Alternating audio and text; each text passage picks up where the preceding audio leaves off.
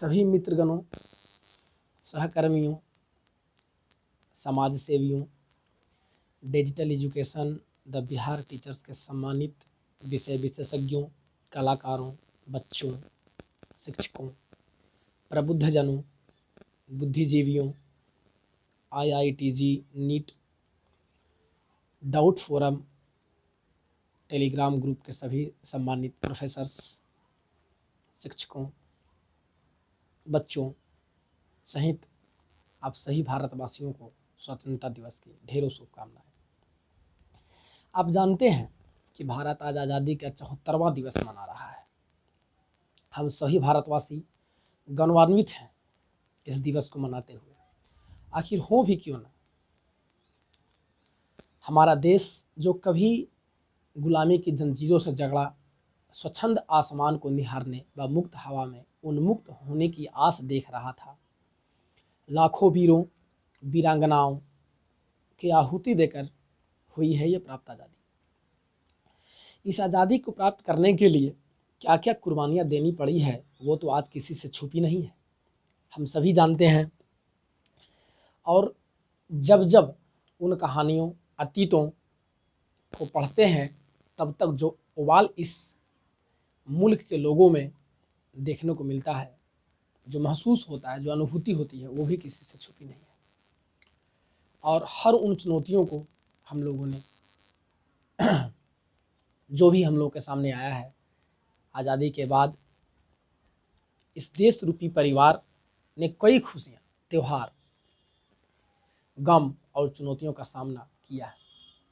और हम हर उन चुनौतियों का डट कर मुकाबला करते हुए आज हम सतत विकास की दिशा में अग्रसर हैं। चाहे वो चुनौतियाँ हमारे पड़ोसी मुल्कों की आंख तरेरने की हो अथवा वर्तमान में कोरोना नामक महामारी की, हम निडर निर्भीक होकर उन चुनौतियों का सामना करते हैं। और इतिहास गवाह है कि हम उन समस्याओं से कभी भी नहीं डरते और उन समस्याओं को जो है डट कर पूरे साहस के साथ सामना करते हैं। किसी भी परिस्थिति में हम भारतीय जो है समस्याओं को देख करके पीछे हटने वाले में से नहीं है। भविष्य देखेगा कि किस प्रकार हमारा देश पूरे विश्व को निरंतर पथ प्रदर्शक के रूप में जो है अपने आप को रिप्रेजेंट करता है। किसी ही परिवार, समाज, क्षेत्र, राज्य अथवा देश का विकास का उत्तरदायित्व का निर्धारण के कई आयाम हैं, वो आप लोग भी जानते हैं। परंतु सबसे महत्वपूर्ण जो आयाम है वह है शिक्षा और स्वास्थ्य। शिक्षा व स्वास्थ्य हर प्रश्न का जवाब है। विश्व का कोई भी ऐसा सवाल नहीं है जिसका जवाब शिक्षा नहीं है। बात अगर करें हम इन दो महत्वपूर्ण पहलुओं की, तो हमारे देश में शिक्षा के क्षेत्र में, ज्ञान के क्षेत्र में प्रतिभाओं की कमी नहीं है। हमारे देश की प्रतिभा ने विश्व के लगभग हर हिस्से में अपने ज्ञान व प्रतिभा का परचम हमेशा से लहराता आया है।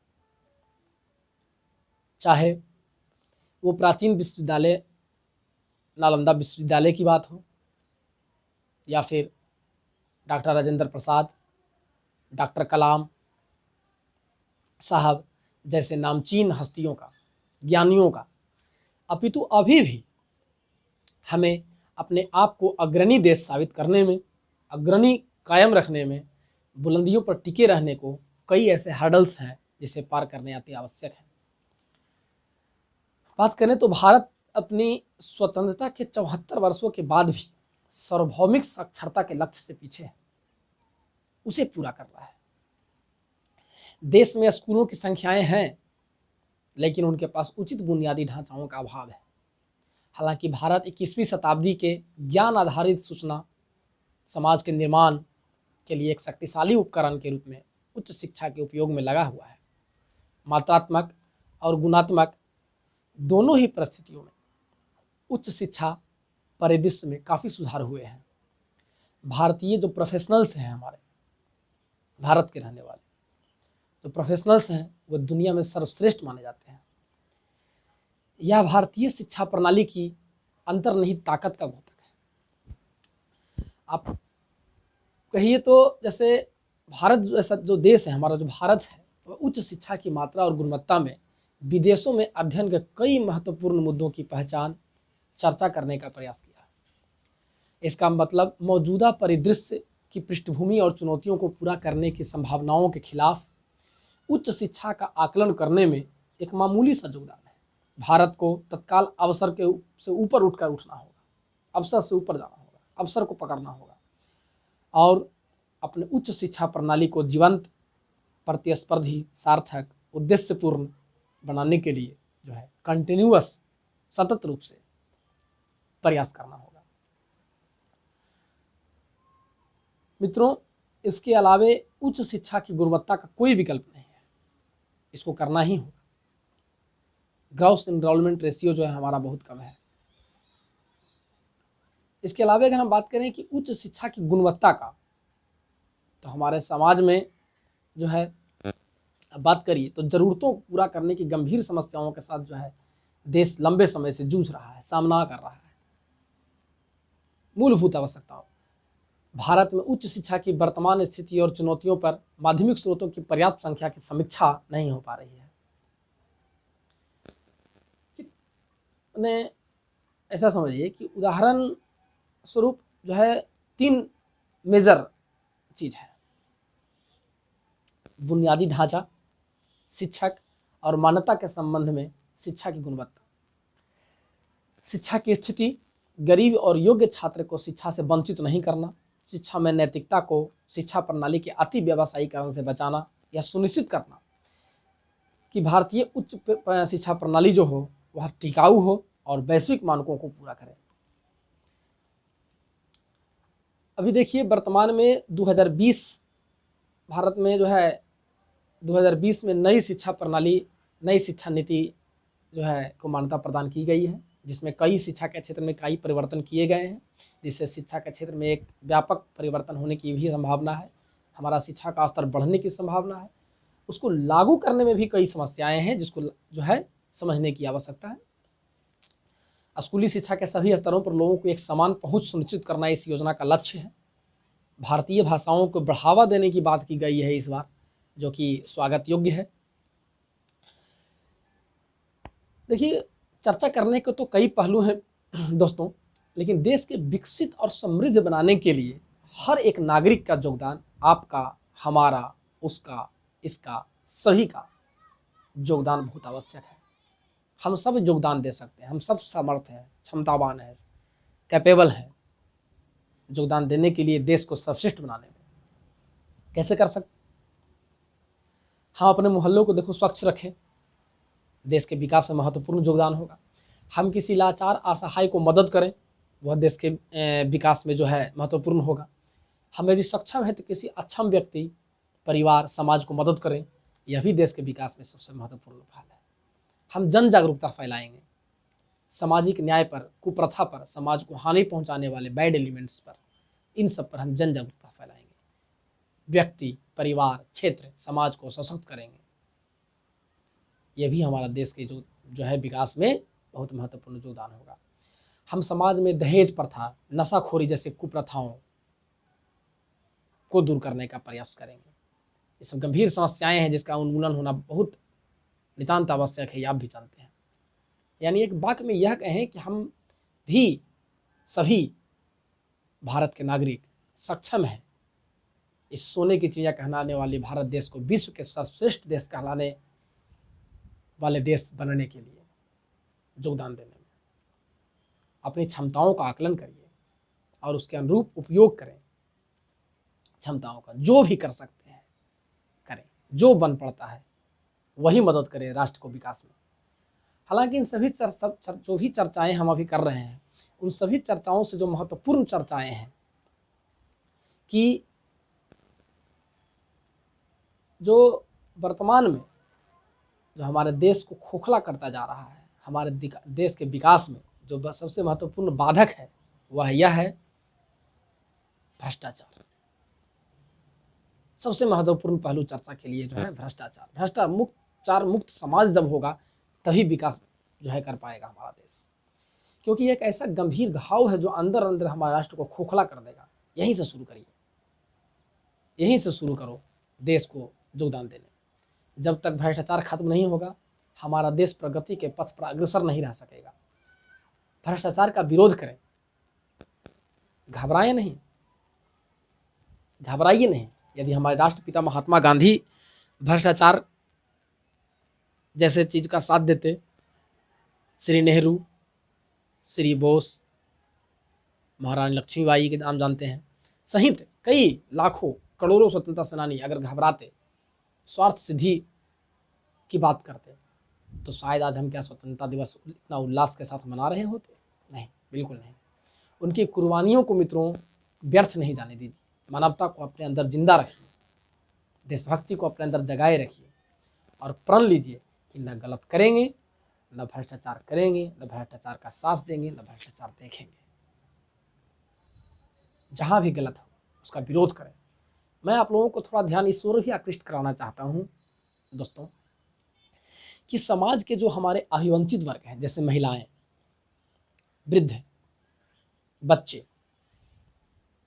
सहित अन्य कमजोर वर्ग के लिए, जो कि राष्ट्र के लिए सबसे महत्वपूर्ण पहलू है, राष्ट्र के विकास के लिए सबसे महत्वपूर्ण पहलू इसको माना जाता है, के लिए, उनके उत्थान के लिए, उनका सार्वभौमिक विकास के लिए, उनके संरक्षण के लिए इस देश में उनके हित में कई कानूनों का अस्तित्व है, कई योजनाओं का अस्तित्व है, कई योजनाएं संचालित हैं। या यूँ कहें कि किसी परिस्थिति में इन वर्गों को नज़रअंदाज नहीं किया जाना है, इनका विकास, इनका संरक्षण रोका नहीं जाना है। हम बात करें उदाहरण स्वरूप अगर महिलाओं की, तो महिला सशक्तिकरण के लिए हमारे देश में राष्ट्रीय आजीविका मिशन योजना का क्रियान्वयन किया जा रहा है। यह ऐसी योजना है कि जिस योजना के माध्यम से बात करिए सिर्फ बिहार राज्य में, तो हमारे राज्य बिहार में 1 करोड़ से अधिक महिलाओं को आत्मनिर्भर व उनके अधिकारों के प्रति उनको जागरूक करने का प्रयास किया गया है, जिससे उनकी स्थिति में सुधार हो रहा है। गरीबी उन्मूलन के क्षेत्र में इस योजना के संचालन से जो हमारे राज्य में अभूतपूर्व परिवर्तन देखने को मिला है, आप देख सकते हैं। देश के वृद्धजनों की अगर हम बात करें तो देश में उनके लिए पेंशन योजना जैसे कई ऐसी योजनाएं संचालित हैं, जिससे कि इस उम्र में, इस दौर में भी उन्हें किसी प्रकार की मूलभूत आवश्यकताओं से वंचित ना होना पड़ेगा। बिहार का में बात करें तो बिहार में मुख्यमंत्री वृद्धजन पेंशन योजना लागू है। वृद्धजन पेंशन ऐसी योजना है कि समझिए कि 60 से अधिक उम्र वर्ग के सभी वृद्धों को पेंशन योजना से आच्छादित किया जाना है। सभी मतलब सभी, समझिए, सभी मतलब सभी, इसमें किसी प्रकार की कोई शर्त नहीं है। कामगारों की बात करिए, कामगारों के लिए मनरेगा योजना है। बच्चों के लिए बात करिए, बच्चों के लिए बाल संरक्षण योजना है, जिसका क्रियान्वयन पूरे देश में किया जा रहा है। बच्चों के हितों के साथ कोई खिलवाड़ ना हो, उसके लिए यह योजना किया जा रहा है।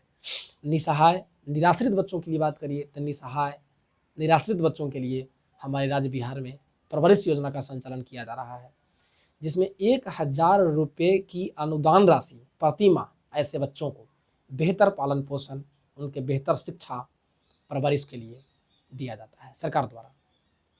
कई ऐसी योजनाएं हैं जो समाज के विकास में काफ़ी महत्वपूर्ण भूमिका निभा सकती है, लेकिन देखिए अज्ञानतावश, अवेयरनेस में कमी होने के वजह से 100% जो है लोगों की पहुंच से दूर है। बात करिए स्वास्थ्य की, देखिए तो स्वास्थ्य के क्षेत्र में भारत में जो है ऐसा योजना चल रहा है जो विश्व में, जिसका नाम है प्रधानमंत्री स्वास्थ्य सुरक्षा योजना चल रहा है। आयुष्मान भारत इसको बोलता है, आयुष्मान भारत योजना, प्रधानमंत्री स्वास्थ्य सुरक्षा या आयुष्मान भारत योजना चल रहा है। इस योजना के तहत मध्यम व निम्न वर्ग के प्रत्येक परिवार को 5 लाख तक का निःशुल्क व उत्कृष्ट इलाज की व्यवस्था है। जी हाँ, 5 लाख तक का उनके परिवार का मध्यम वर्ग या निम्न वर्ग के लोगों को निःशुल्क रूप से उत्कृष्ट कोटि के इलाज की व्यवस्था है। कैशलेस, बिल्कुल कैशलेस, पैसा नहीं लगना है, फ्री में इलाज होगा। 5 लाख, कोई रिम्बर्समेंट नहीं, एकदम सीधा जाइए और इलाज कराइए, फ्री में इलाज। बताइए, और यह ऐसा योजना है जो पूरे विश्व में स्वास्थ्य के क्षेत्र में सबसे बड़ी योजना है भारत का। कई ऐसे पहलू हैं जो हमारे देश की खासियत को व्याख्यान करते हैं। प्रधानमंत्री मातृवंदन योजना, नारी शक्ति योजना, कई ऐसी योजनाएं हैं जिससे हमारा जो है समाज, हमारा देश विकास के जो है गति को 4 गुना कर सकता है। अवेयरनेस की कमी है, लोगों में जागरूकता नहीं है। अभी देखिए बच्चों के लिए जो है स्टूडेंट क्रेडिट कार्ड योजना है, जो बच्चे गरीब हैं, निर्धन हैं, उनको पढ़ने के लिए सरकार पैसा दे रही है, आप पढ़िए। कई समाज सेवी हैं जो उनको मदद कर रहे हैं। समाज सेवियों का कम योगदान नहीं है हमारे राष्ट्र के विकास में, बशर्ते कि उन तक लोगों का एक्सेस हो, समाज के लोगों का उनके पास एक्सेस हो।